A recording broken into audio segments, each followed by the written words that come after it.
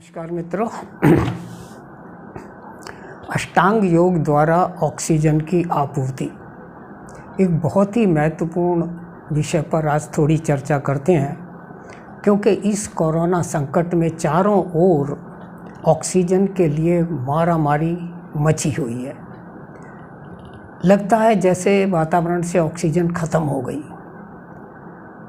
वास्तव में ये सब हमारी नासमझी का ही परिणाम है। कोई ऑक्सीजन की कमी नहीं है। हमारा स्वतः अगर सही हो तो कोई दिक्कत नहीं है, लेकिन हमने कई ऐसी प्रॉब्लम खुद क्रिएट की हैं जिससे ये प्रॉब्लम सामने आई। तो आज समझते हैं कि अष्टांग योग के द्वारा हम कैसे ऑक्सीजन की प्रचुर मात्रा में आपूर्ति कर सकते हैं और कभी भी ऑक्सीजन की कमी सामने ना आए, इसके लिए क्या प्रयास कर सकते हैं।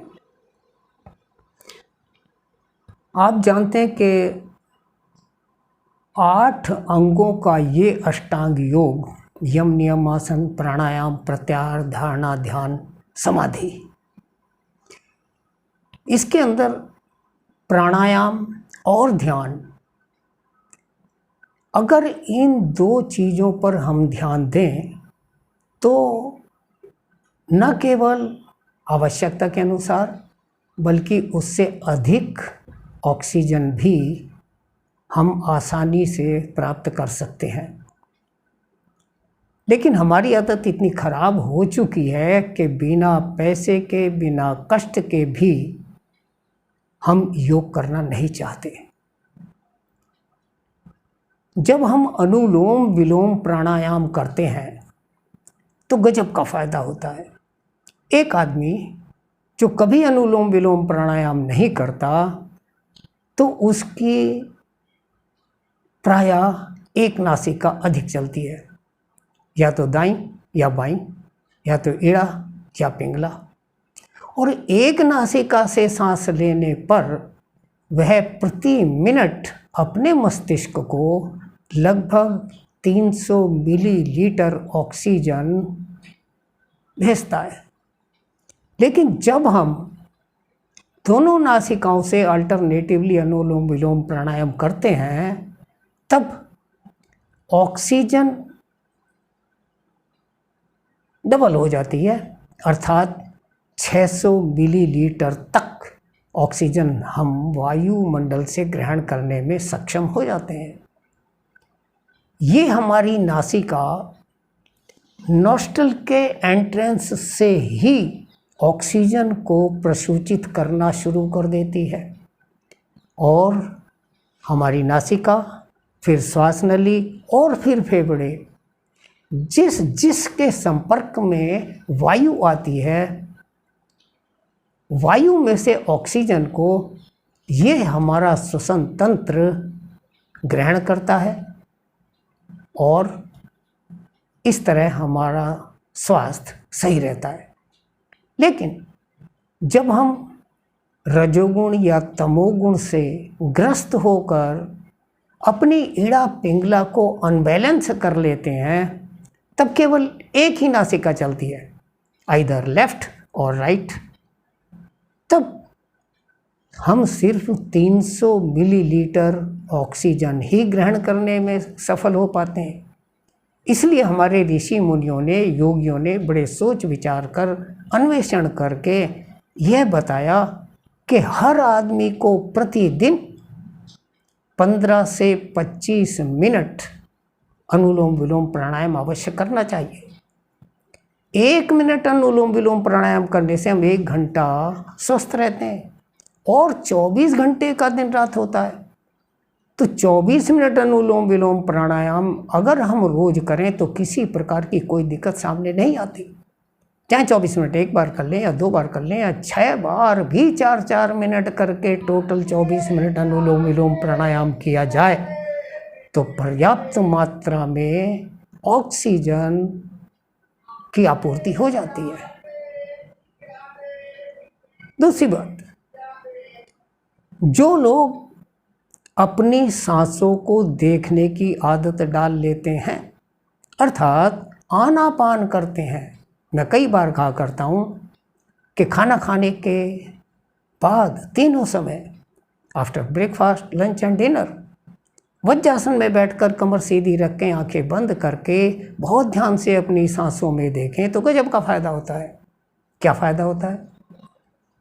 सांसों को देखने मात्र से सांस लंबी और गहरी हो जाती हैं और 18-20 सांसों के बजाय प्रति मिनट केवल 12-13 सांसें ही हम लेते हैं, क्योंकि लंबी गहरी सांस होने से जितनी ऑक्सीजन हम 18-20 सांसों में लेते हैं उतनी ऑक्सीजन 12-13 सांसों में ले लेते हैं, तो हमारी आयु बढ़ती है। और दूसरा बड़ा फायदा, सांसों पर ध्यान देने से सांस अंदर आकर जब बाहर पलटती है तो जो कुछ समय के लिए, क्षणों के लिए सांस ना अंदर जाती ना बाहर जाती, जिसको हम कहते हैं कुंभक, और उसी प्रकार बाहर जाकर जब सांस अंदर पलटती है तो बाह्य कुंभक। ये दोनों कुंभक, इंटरनल एंड एक्सटर्नल, आभ्यंतर और बाह्य कुंभक, धीरे धीरे बढ़ने लगते हैं। इससे गजब का लाभ होता है, अर्थात जितनी ऑक्सीजन सांस के द्वारा हमारे फेफड़ों को मिली उससे रक्त की शुद्धि का, प्योरिफिकेशन का टाइम फेफड़ों को ज़्यादा मिलता है। इससे जहाँ एक ओर फेफड़ों को कम काम करना पड़ता है, वहीं दूसरी ओर अधिकतम रक्त का प्योरिफिकेशन हो जाता है, अर्थात फेफड़ों की एफिशिएंसी और रक्त का शुद्धिकरण दोनों में विकास होता है। तो सांसों को देखने से आप आभ्यंतर और बाह्य कुंभक में वृद्धि करके बहुत फायदा लेते हैं।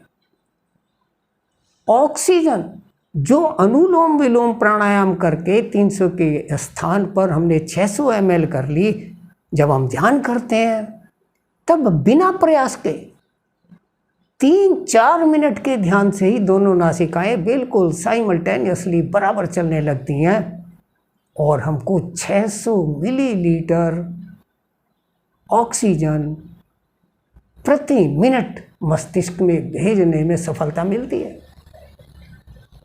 इसके अलावा जो आभ्यंतर और बाह्य कुंभक थोड़ा सा इम्प्रूव हुआ, उससे 100-150 ml ऑक्सीजन अतिरिक्त मिलती है, अर्थात 300 की बजाय 700-800 मिलीलीटर ऑक्सीजन प्रति मिनट हम लेने में सफल हो जाते हैं।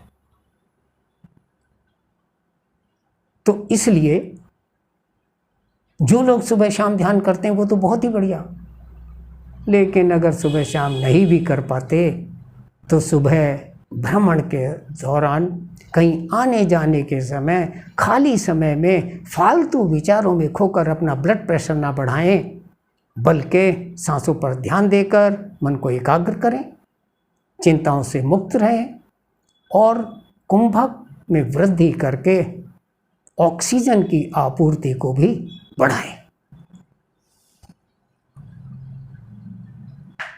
मैं प्रतिदिन लगभग 1 साल से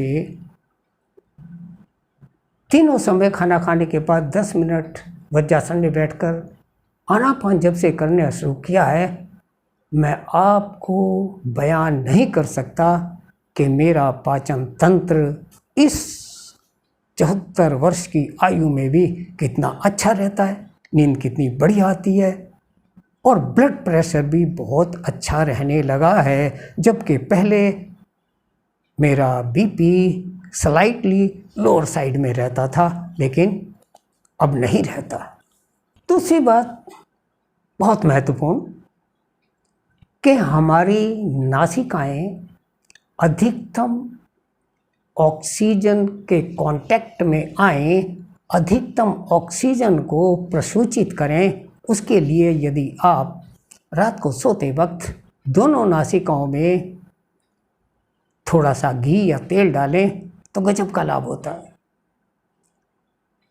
वैसे अलग अलग फार्मेसियाँ 1000-2000 रुपये लीटर तक की कीमत में आपको ऐसी औषधियाँ, ऐसे तेल देती हैं, लेकिन मैं आपको एक बहुत ही सस्ता तरीका बताता हूँ। 250 ग्राम देसी घी में एक बादाम गिरी तोड़कर उसमें डालिए, उसको खूब गर्म कीजिए। जब बादाम गिरी जलने लगे, काला धुआं देने लगे, तब इस घी को नीचे उतारिए और छानकर ठंडा करके प्लास्टिक के ड्रॉपर में भर लीजिए। रात को सोते समय 1 कटोरी गर्म पानी में इस ड्रॉपर को डालिए, वो थोड़ा ल्यूक वार्म हो जाएगा और फिर दोनों नासिकाओं में 5-7 बूंदें डाल करके सो जाइए।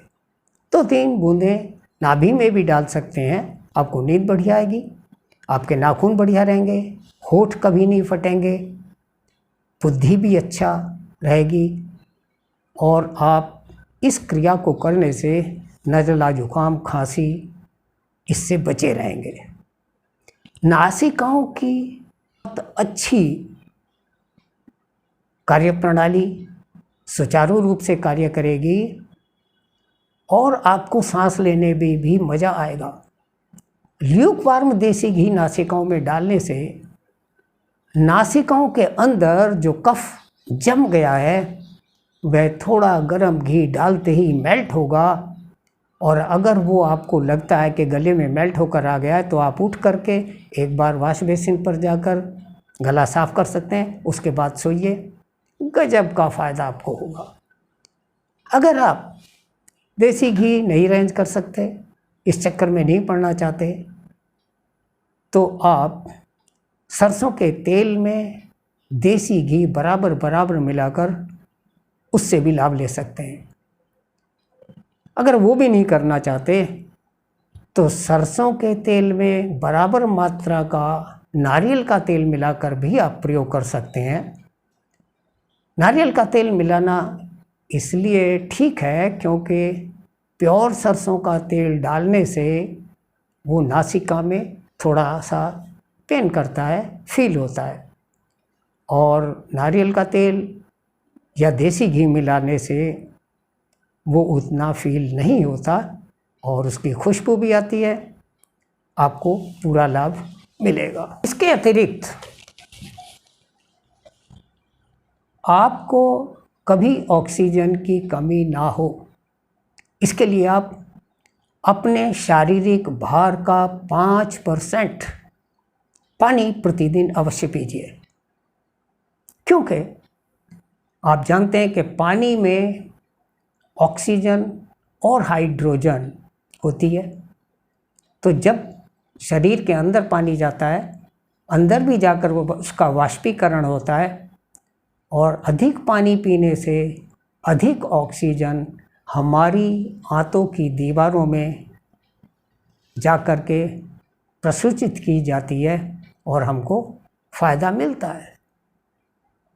यहाँ पर जो लोग डायबिटिक हैं, मधुमेह से ग्रस्त हैं, वे लोग अगर अपने शारीरिक भार का 5% पानी प्रातःकाल ही लगभग 1-1.5 चम्मच अजवाइन डालकर अच्छी तरह उबाल लें तो गजब का फ़ायदा होता है। आयुर्वेद में इसको आजमा जल कहते हैं। आजमा जल जहाँ आपका पेट सही रखता है, एसिडिटी कम करता है, जोड़ों के दर्द में भी लाभदायक है, मुंह की बदबू को भी दूर करता है, वहीं ऑक्सीजन का लेवल भी बढ़ाने में सहायक सिद्ध हुआ है। इसलिए सुबह को आजमा जल भी आप ले सकते हैं, और जिनका थोड़ा पेट खराब रहता है वो अजवाइन से आधी मात्रा में सौंफ, वरियाड़ी, वो भी उसमें डाल करके उबाल सकते हैं, तब भी आपको बहुत लाभ होगा। आभ्यंतर और बाह्य कुंभक ध्यान करने के समय स्वाभाविक रूप से बढ़ता है, लेकिन अगर हम फोर्सली आभ्यंतर और बाह्य कुंभक की प्रैक्टिस करें तो हमारी ऑक्सीजन का लेवल प्रति मिनट 1000 मिलीलीटर तक पहुंच जाता है। बलपूर्वक कुंभक को बढ़ाने का तरीका महर्षि वेदव्यास ने श्रीमद् भगवद गीता के अंदर एक श्लोक के माध्यम से सभी को बताया है। उसके अंदर आता है कि अपाने जुह्यति प्राणम प्राणे अपानम तथा परे प्राणापान गति रुद्ध्वा प्राणायाम परायणा, अर्थात सांस को अंदर लेना और बाहर छोड़ना, और सांस को अंदर और बाहर रोकना, उसकी गति को अवरुद्ध करके कुंभक लगाने से गजब का लाभ होता है और आदमी प्राणायाम में परायण हो जाता है, एक्सपर्ट हो जाता है। तो इसका योगियों ने वैज्ञानिक फॉर्मूला भी दिया है कि एक आदमी को जो प्राणायाम में पारायण होना चाहता है, एक मात्रा में सांस को अंदर लेना चाहिए, पूरक करना चाहिए, और 4 मात्रा में सांस को अंदर रोक के आभ्यंतर कुंभक करना चाहिए, और फिर 2 मात्रा में सांस को बाहर छोड़ना चाहिए, रेचक करना चाहिए, और 2 मात्रा में बाहर रोककर बाह्य कुंभक लगाना चाहिए। अर्थात जितनी देर में सांस अंदर लेते हैं उसका 4 गुना सांस को अंदर रोकें। तो कैसे पता चले कि कितनी देर में अंदर गया और कितनी देर रुका? घड़ी से देखना मुमकिन नहीं है। तो कोई भी दोहा, चौपाई, मंत्र, श्लोक मन ही मन पढ़ें और 1 मात्रा में पढ़ते हुए सांस को अंदर लें, अंदर रोक करके 4 मात्रा में पढ़ करके सांस को फिर बाहर छोड़ें, और बाहर छोड़ते समय 2 मात्रा में अर्थात 2 बार उस श्लोक या मंत्र को पढ़ें, और बाहर रोक कर भी 2 बार पढ़ें, और फिर अंदर लेते हुए 1 बार पढ़ें।